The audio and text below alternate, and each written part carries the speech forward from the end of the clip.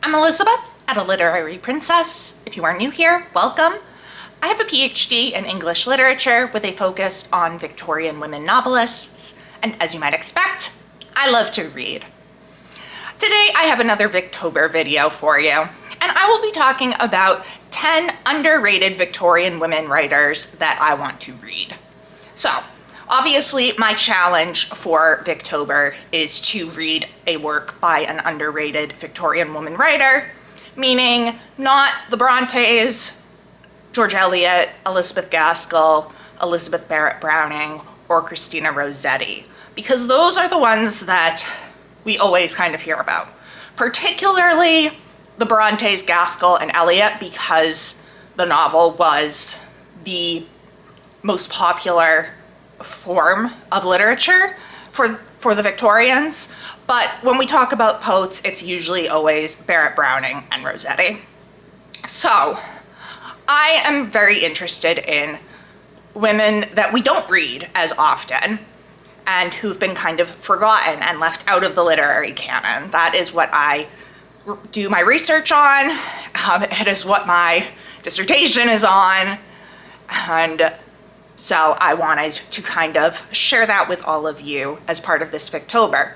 But of course, even though I have read quite a few women writers besides the kind of main ones, there are still so many that I want to read. There were so many women writers in the Victorian period. Margaret Oliphant actually dubbed it the age of the woman novelist. You wouldn't really know by looking at the current Victorian literary canon that the literary market was really overwhelmingly made up of works by women, particularly for fiction. I don't know so much for poetry because I don't work with poetry that much, but for women writers, there were across the entire Victorian era, 1837 to 1901, there were a few hundred more male authors. There were 2,623 of them compared to 2,278 women. However, those women wrote 11,887 works compared to the men who wrote 10,225. So in terms of fiction, this is long fiction, the women were way more productive. These numbers are coming from At the Circulating Library, a database of Victorian fiction, curated by Troy Bassett. These numbers might be a little bit out of date. I think my data is from 2023, and there's probably been some more discovered since then because there's so much Victorian literature. So many people were writing at this time that new works and new authors are just coming to light constantly. But yeah, so women were really prominent in the Victorian literary scene. And while the Brontes and George Eliot and Elizabeth Gaskell are super famous today, they're kind of the only ones. Whereas we have a much wider range of male authors that we look at. Dickens, Bram Stoker, Arthur Conan Doyle, Robert Louis Stevenson, Thackeray, Anthony Trollope, so many. So that's just a little bit kind of why I picked this challenge. While I have read quite a few lesser known Victorian women writers, I have obviously not read nearly all of them because there's a lot of them.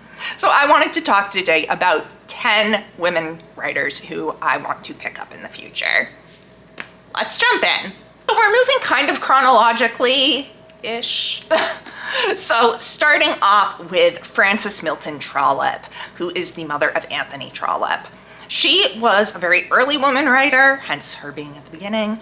Her first book was actually published before the Victorian period in 1832. That was a nonfiction work called Domestic Manners of the Americans, which she wrote based on her time living in America. She wasn't that impressed with us. However, she did also write quite a few novels. She was writing to support her family. It sounds like her husband was kind of useless, which is the same old story of Victorian women writers. They turn to writing to support their families because their husbands suck. Just saying. And I have 2 books that I really want to read from her. One of which is on my Victober TBR, and that is The Vicar of Wrexhill from 1837. I'm going to be buddy reading this with Katie later in the month, and I'm very excited. It is looking at the Church of England and kind of criticizing the evangelical movement. The other book that I want to read by her, I actually do have a physical copy of, and that is The Widow Barnaby from 1839. Apparently this is about Mrs. Barnaby, a widow who is trying to marry into higher society. And I am very interested to read this. I just keep putting it off because this edition sucks. Look at how tiny the font is, and also there's no page numbers. So, and there's no title on the spine. It's one of those print on demand ones. I guess I should just be happy that it's not like that big, But yeah, I'm so excited to check out Frances Milton Trollope and see the woman who raised Anthony Trollope and kind of what her literature is like and how she influenced him. So the next author who I want to talk about is Catherine Gore. I don't really know much about her. She's, again, another very early novelist. She actually published her first book, The Broken Hearts, in 1823, so well before the Victorian period. And she is most known for her Silver Fork novels, which is kind of these novels of high society. I found her while I was looking for a book from every Victorian year, and I came across her novel Preferment, or My Uncle the Earl, from 1840, and it was literally the only book from 1840 that sounded even remotely interesting to me. And that's just based on the title, because there's no summary of this anywhere. I have no idea, but I'm excited to find out. I really like exploring new novelists to me, and especially ones from early in the time period, because I really am less well-versed in literature from that time period. I really work mostly with mid-Victorian literature. So, very excited to check out Catherine Gore. The next author I want to check out is Geraldine Dewsbury. She is kind of mid-Victorian woman writer, and she was not only a prolific novelist, but a prolific reviewer of books. They think she's got over 2,000 book reviews, which is so many, so many. She was also a reader for Hurst and Blackett and for Bentley, 2 publishing houses. So she was the person kind of like reading them and being like, yeah, you should publish that, or no, don't publish that. And she frequently used this to boost the careers of other women writers that she knew, but she also was kind of harsh on some other ones, like my poor girl, Rita. I have 2 novels that I want to read from her, and one I do have a physical copy of. I'm very excited when I have physical copies of these, because then I don't have to edit in images. And this is The Half-Sisters from 1848. This is the story of 2 sisters. One, the legitimate daughter, who is raised in kind of the typical family, and the other is an illegitimate daughter, who I believe becomes an actress. Actress? Yes. And she's Italian. Oh, and we have unhappy marriages. I'm so excited to check this out. I have heard so many good things about it from Katie from Books and Things and Marissa from Blatantly Bookish. I can't wait to read it. It sounds so good. The other book I want to read from her is Marian Withers from 1851. This is a more industrial novel looking at, I believe, 2 children that begin in the workhouse. And I don't know much more about it other than that. I know that Katie has said a lot of good things about it. So I am going to be reading The Half-Sisters next year, or at least that's my plan. It's on my TBR for next year that I am, yes, planning already, because I always am. I'm expecting to really love Dewsbury, because she seems to be right in line with my favorite authors of the period and the other women writers that I enjoy working with. I did, however, want to include some not novelists on here.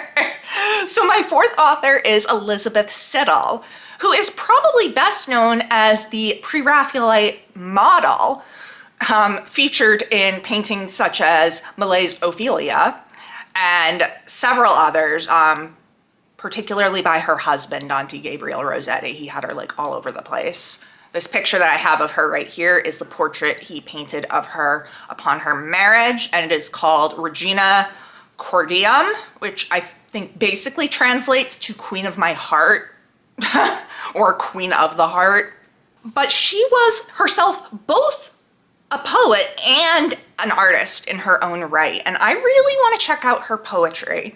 So there is an edition that was put out by Victorian Secrets.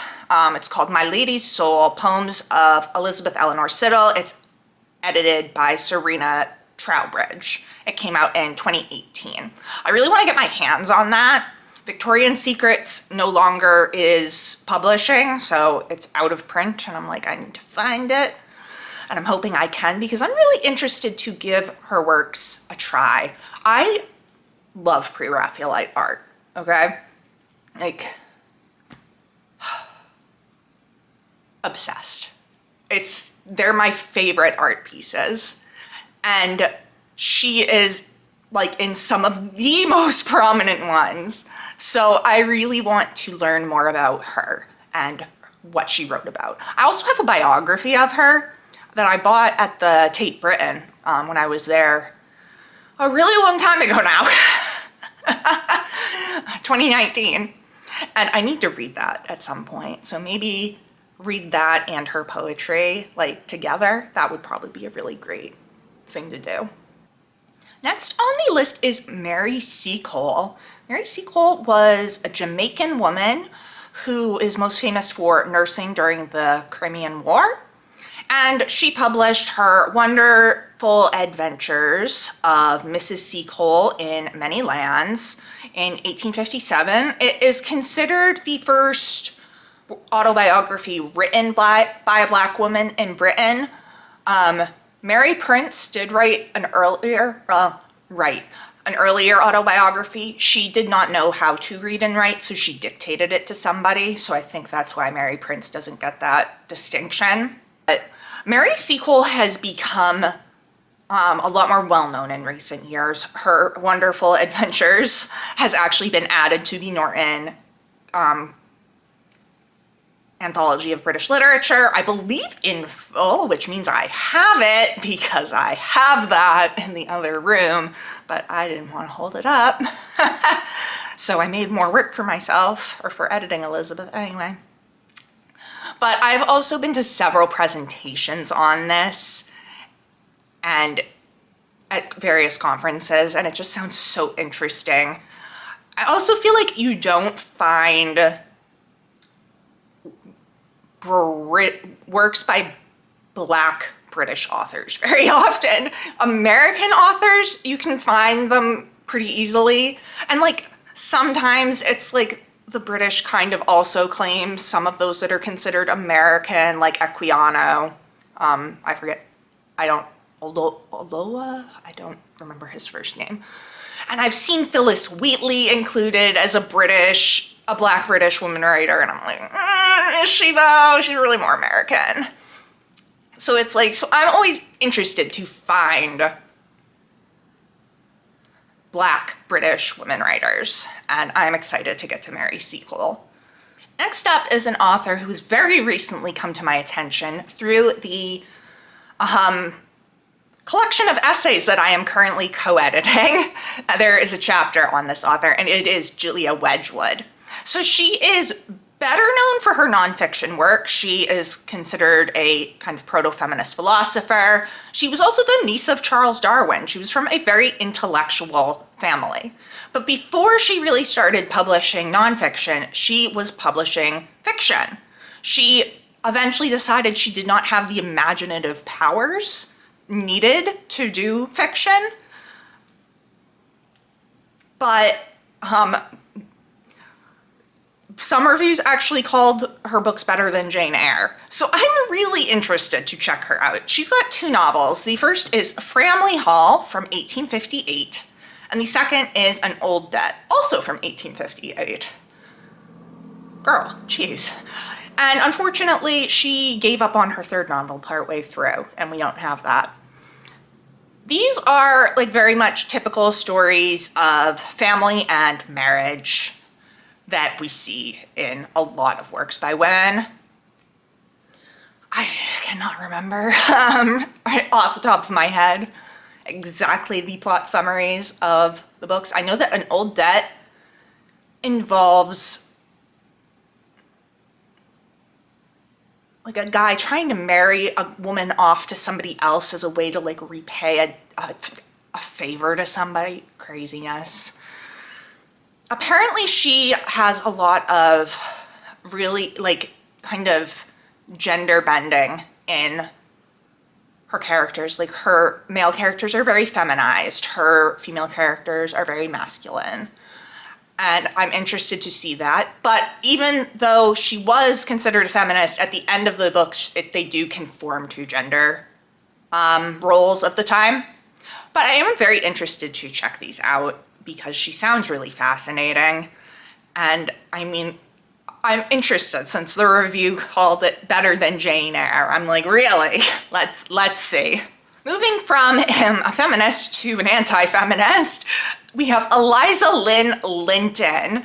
She was a journalist and one of the first salaried journalists in Britain, apparently. And she is probably most well known for her essay, The Girl of the Period from 1868, which is scathing, absolutely scathing. So I'm really interested to read that because, of course, I am very interested in how women responded to this idea of the woman question and women having more rights and being able to work and have their own money and all of this stuff. She also wrote a book called The Rebel of the Family that came out in 1880. So this book is very interesting because it features a main character who is really straining against the Victorian womanhood and has a lot of friends that are radical in the women's movement. But she ultimately fails at breaking out of the roles that's assigned to women. This also features a lesbian couple. They are not portrayed in the most flattering way, is my general impression based on what I've read and heard at conferences. But I am very interested to see this. And it sounds like Eliza Lynn Linton was a very conflicted person because in her early life, she actually was pretty radical.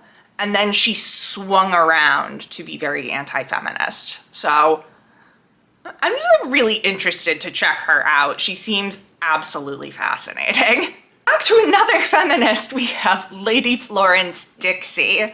So apparently she was very involved in women's sports as well as in politics. And her fiction is very much has a feminist lean to it, including the book I want to read by her, which is Gloriana or the Revolution of 1900 from 1890. This is a feminist utopia, and I have heard amazing things about it from Katie once again. It involves cross-dressing to gain the right to vote, which just sounds super interesting. And I don't know, it sounds so much fun. And again, I'm very interested in this, the kind of the woman question, as it were, and how different writers responded to it. Next up is Mary Chumley, and I'm gonna put the spelling of her name down here because I don't understand how that translates to Chumley. People, what? I'm from Boston, so our pronunciations are weird too, but really. Anyway, Chumley is a new woman writer, and the book that I am most interested in reading by her is Red Pottage from 1899, which is apparently satirizing religious hypocrisy, and I do believe, based on what I've read, unless I am mistaken, has a woman writer character. And it was also criticized for the depiction of female sexuality, as a lot of the new women novels were. It came up a lot when I was researching new women writers during my independent study on Victorian women writers. So I've wanted to read this for a while and just haven't gotten my hands on a copy yet. And just, you know, time. Ugh. The final author that I want to talk about is another one who came to my attention originally through my edited collection. This is L.T. Mead, pseudonym for Elizabeth Thomasina Mead Smith. Okay. A very prolific writer of girls' stories, detective stories, occult stories, all kinds of things. And I know that Roy from Roy Reads Anything, another of our Victober hosts, is a very big fan of hers. I am particularly interested in checking out her Florence Cusack mysteries, which are several short stories published between 1899 and 1901 in Harmsworth magazine, and they were co-written with Robert Eustace. So the chapter in my edited collection is about the Florence Cusack mysteries, as well as her later Diana Marburg mysteries, which are occult detective fiction. They are from after the Victorian period, though. Female detective was actually a very popular figure in the late Victorian period, but has kind of not been brought through, I guess, to the Victorian literary canon. We only see the male detective, so I'm super interested to check these out. I also want to look at the short story collection from Broadview Press, The Sorceress of the Strand and Other Stories. It unfortunately does not have any of the Florence Cusack mysteries, but I don't really know much about the ones that are in there, but Broadview's putting it out, so I'm sure it's good. And yeah, I'm super interested to learn more about her. That is 10 underrated Victorian women writers that I want to read. Let me know down in the comments below. Have you read anything by them? What did you think? Who are some underrated Victorian women writers that you want to check out? If you enjoyed this video, please don't forget to give it a thumbs up and subscribe to see more of my bookish content. It has been great chatting with you, and I will see you soon for another Victober video. Bye.